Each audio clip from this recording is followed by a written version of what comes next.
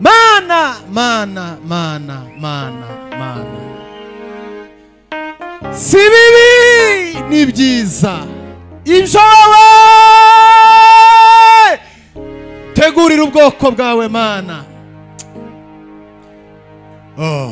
Shigwe hejuru mana aya masaha mwami Yesu turi imbere yawe.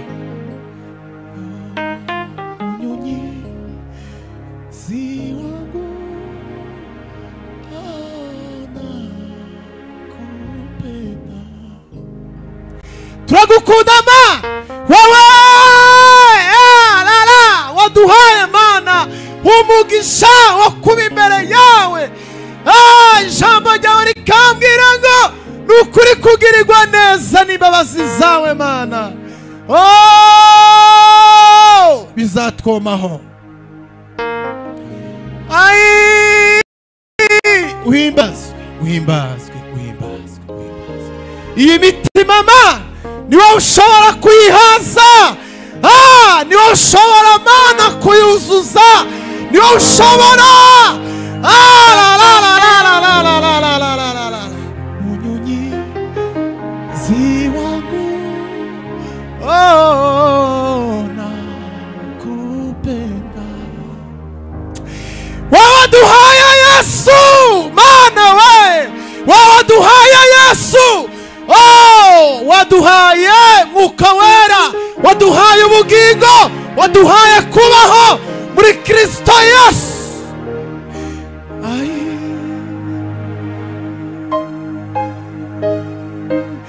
Uyu mugisha mana ngiriwe reka uhaze imitima y'ubwoko bwawe. Cyubahiro kibi cyawe Yesu. Yesu ishimwe. Ari kuririmba bashaje baraza kudufungurira iseke dutangana amaturo. Akiimba fungua vikapu alafu tukaendelea kutoa sadaka. Haleluya. Semeni amen. Turi benshi amen. Tuko wengi amen. Imana ibahe umugisha rwose. Mungu awabariki sana. Turashima Imana kuba aha. Tunashukuru Mungu kwa mahali hapa. Ni Imana yabishatse. Ni Mungu aliyependa. Rero kwa hivyo turashimye. Tunamshukuru. Chongeyeho ndashima Imana ko nongeye kubonana n'abavandimwe. Nashukuru abashitsi bacu patana na wandugu wageni. Turaziranye bacu baradusuye cyane ku rusengero. Tunajuana na wao, wametutembelea sana kanisani. Nukuri ndishimye Imana ibaho umugisha. Nimefurahi, Mungu awabariki. Natekerezaga ko ndashobora kubona umwanya wo kugera aha. Nilikuwa nafikiria kuwa sitapata fursa ya kufika hapa. Ariko Imana ishimye ko basi mbabonye. Lakini Mungu asifiwe kwa kuwa nimewaona. Imana ihimbazwe kabisa. Mungu apewe sifa. Iyo umuntu yahuye n'abantu nje barambonye barasanga baranzi. Mimi wameniona nikapata wananijua. Imana ishimwe ko nongeye kubaho. Mungu apewe sifa sana. Ndashimira abapasiteri bacu. Nashukuru wachungaji wetu. Ndashimira Reverend. Ubu namwita ko ari umukristo wa Foursquare. Ni kama siku hizi ni mkristo wa Foursquare. Umuvyeyi wacu. Mungu ambariki, ni mzazi wetu. Yahabaye cyane jewe deja naje hano. Amekuwa huko sana. Ariko ndishimye kukubona. Lakini nimefurahi kukuona. Ndashimira pasiteri hariya. Nashukuru pastor. Sare twarimo tuvugana ntazi uko ndi bugere hano. Tulikuwa tunaongea hapa, lakini Mungu asifiwe kwa kuwa babonye n'abandi bose representa wote. Ndugu kiongozi ndamushimiye cyane. Naye pia namshukuru. Ni umuyobozi wanje kuva Bukavu iriya hirya. Kiongozi wangu kutoka Bukavu. Tukiri ahantu mu Kabwibwi. Tukiwa huko. Ariko Imana ishimye ko yadukuye. Lakini Mungu asifiwe kwa kuwa ametutoa huko. Reka ndirimbe. Niimbe. Ndi mukugirirwa umugisha wo kuboneka imbere y'Imana. Barikiwa kwa kuweza kupata ndanezerewe cyane. Mungu. Nishimiye Daudi. Namfurahia Daudi. Imana iguhe umugisha papa. Daudi, Mungu akubariki sana. Mungu akubariki sana. Rero reka ndirimbe. Kwa hivyo wacha niimbe. Ndi hano kuri uyu musozi wa Kenya ariko hapa Kenya, lakini niko huko. Ndiriye Fokare ni nahantu kure pe. Si hafi na Fokare ni na huko ni mbali sana. Ariko ndashima Imana. Lakini nashukuru Mungu ko ushobora kubona umwanya muto nkanyumbuka kazi imbere yawe. Kwa naweza kupata fursa kidogo na kuja mbele zenu. Nimushake kunda amateraniro. Napenda mupende ibada. Muyakunde. Muyipende. Mfite irungu hariya ndi mubwira amateraniro nkamangira ikiniga. Na ukosefu kabisa nkamandira. Nasikia kulia kabisa. Kubera ko narimenyereye cyane cyane. Kwa sababu nilikuwa na zoea sana sana. Imana ishimwe. lakini Mungu apewe sifa.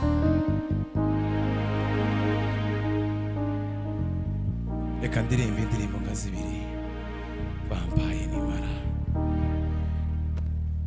Mu gihe cyo gusenga amasengesho yacu agera kure cyane atambuka nk'inyenyeri.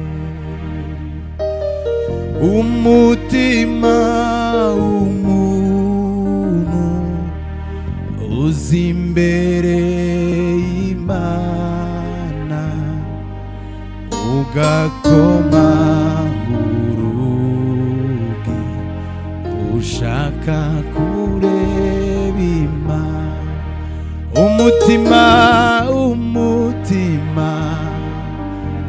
w'umuntu uzi imbere y'Imana ugakoma urugi ushaka kureba Imana.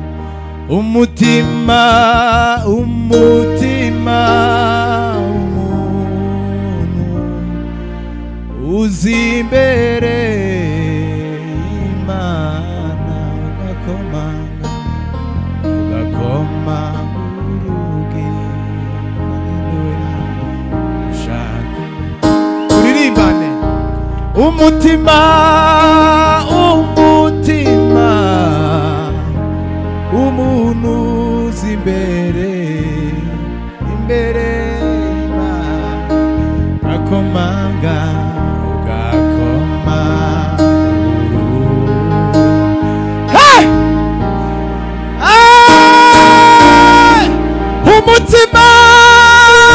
umutima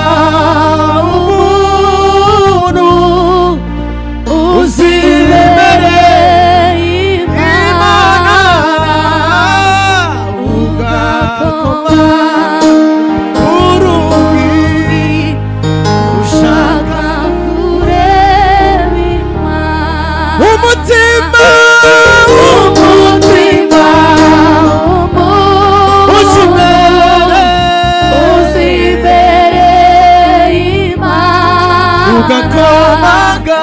ugakoma urugi ushaka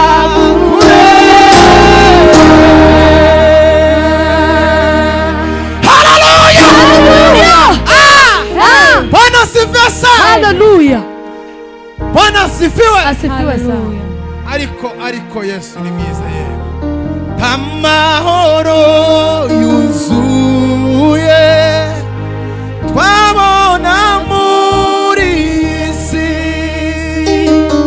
kwa data niho gusa hasendereye amahoro.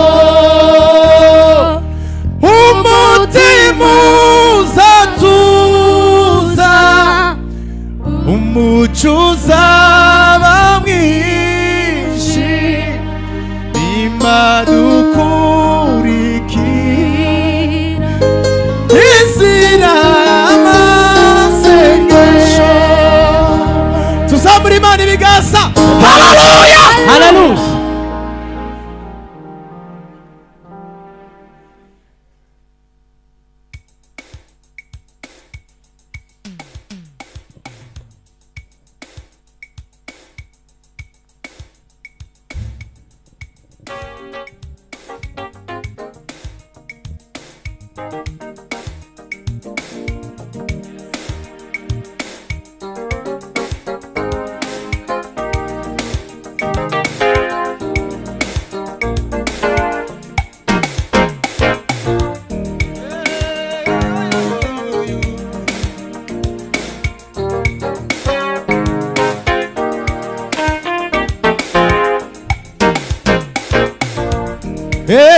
Nzagushimisha umutima wanjye wowe mwami uba hafi. nzagushimisha umutima wanjye wowe amani wesi mama ipange sawa sawa tumia akili yako vizuri na ujue linalokupasa. Shetani anakutamani wesi mama ipange sawa sawa. Tumia akili yako vizuri na ujue linalokupasa. Shetani anakutamani wesi mama ipange sawa sawa. Tumia akili yako vizuri na ujue linalokupasa. Shetani anakutamani wesi mama ipange sawa sawa. Tumia akili yako vizuri na ujue linalokupasa. Shetani anakutamani wesi mama ipange sawa sawa. Tumia akili yako vizuri na ujue linalokupasa. Shetani anakutamani wesi mama ipange sawa sawa. Tumia akili yako vizuri na ujue linalokupasa. Shetani anakutamani wesi mama ipange sawa sawa. Tumia akili yako vizuri na ujue linalokupasa. Shetani anakutamani wesi mama ipange sawa sawa.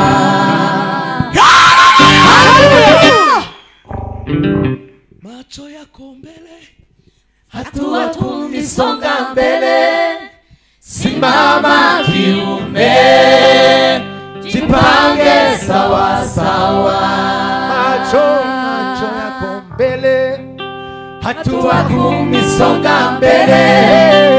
Simama kiume, jipange sawa sawa. Tumia akili yako vizuri na ujue linalokupasa. Shetani anakutamani wesi mama jipange sawa sawa. Tumia akili yako vizuri na ujue linalokupasa. Shetani anakutamani wesi mama jipange sawa sawa. Tumia akili yako vizuri na ujue linalokupasa. Shetani anakutamani wesi mama jipange sawa sawa. Reka ducurangira agasirimba twicare. Jenda mukongomani.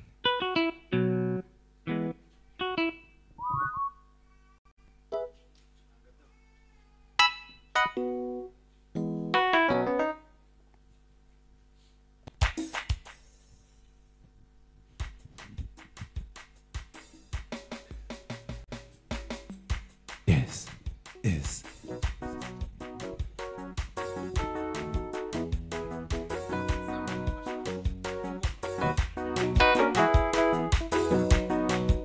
Hallelujah.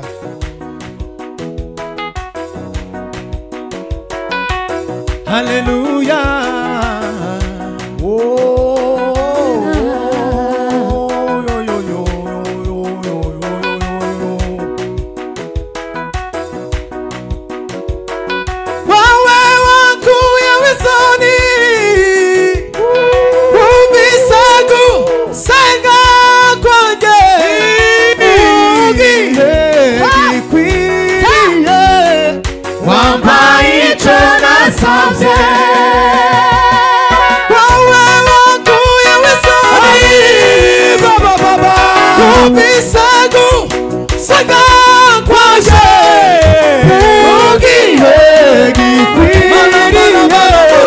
Wapa itona sase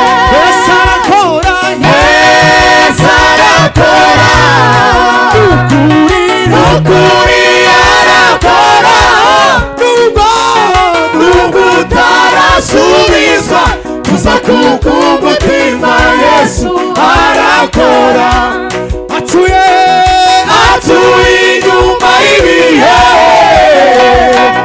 arutitangiriro ubwo ibihe byahinduka batibimukoraho Yesu arakora atuye inyuma y'ibihe arutitangiriro kubw'ibihe byahinduka batibimukoraho atuye inyuma y'ibihe arutitangiriro kubwo ibihe byahinduka batibimukoraho Yesu zamurimo n'ibigasa atuye aho inyuma y'ibihe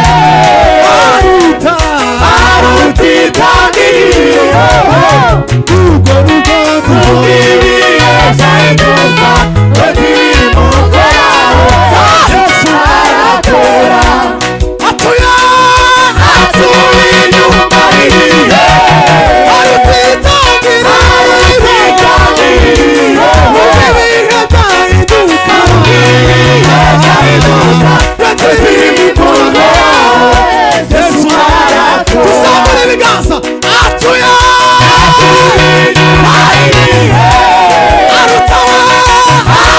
arutitangiriro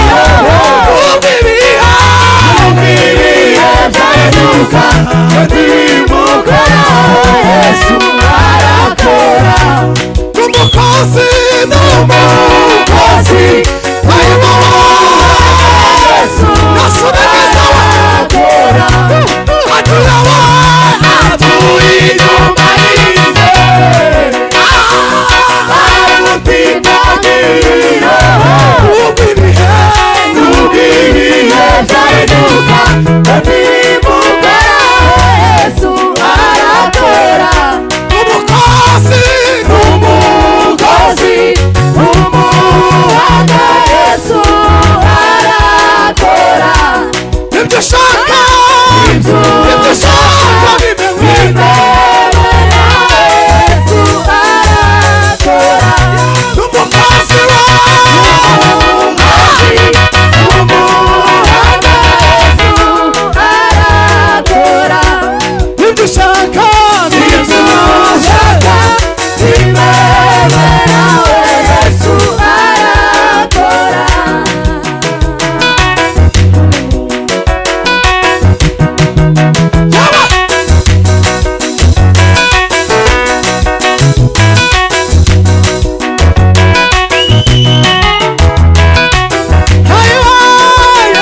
Yesu arakora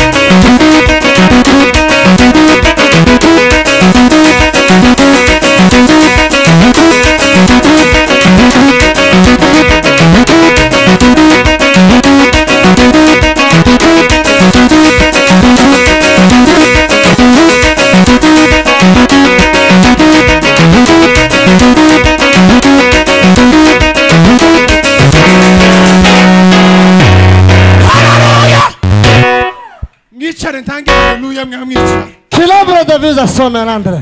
Bwana sifiwe sana. Atukuzwe. Kantange za haleluya kazirindwi zo gushima Imana. Haleluya kama 7. Haleluya. Kanisa lake Mungu linaipata mvua, vijito vya baraka vinamimina sana, furaha ya uzima ni kubwa kati yetu. Tuimbe haleluya, tumushukuru Yesu, sawa na bahari, sawa na bahari. Neema yake anileteayo, anayenijaliza, anayenipokea, ni Mwokozi wangu, asifiwe sana. Tusambure Imana ibiganza. Haleluya! Bwana asifiwe sana. Mawimbi ya wokovu yaliyofika kwetu, Mungu tunaomba ujaze sisi sote, watakatifu wako watakasike sana. Tuimbe haleluya, tumushukuru Yesu, sawa na bahari, sawa na bahari, ni neema yake aniletea, anayenijaliza, anayenionea. Mwokozi we ni Mwokozi wangu, asifiwe sana. Haleluya!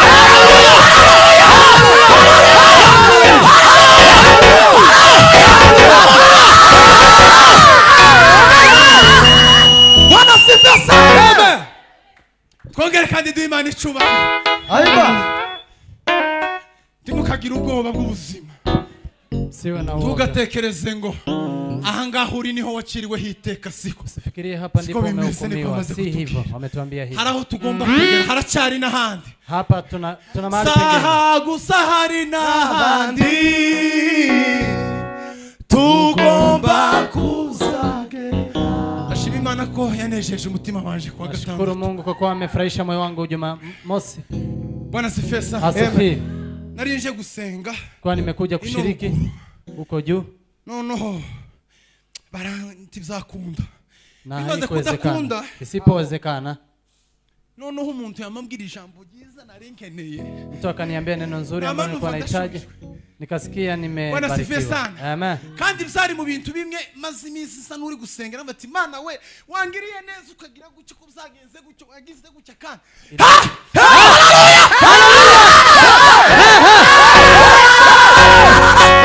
Imana yabikingura gucyo. Mungu akafungua njia. Akafanya. Katangeza haleluya. Chani shauti ya leo. Zorondogora kwa gatandatu tuzakura Nasema igitara.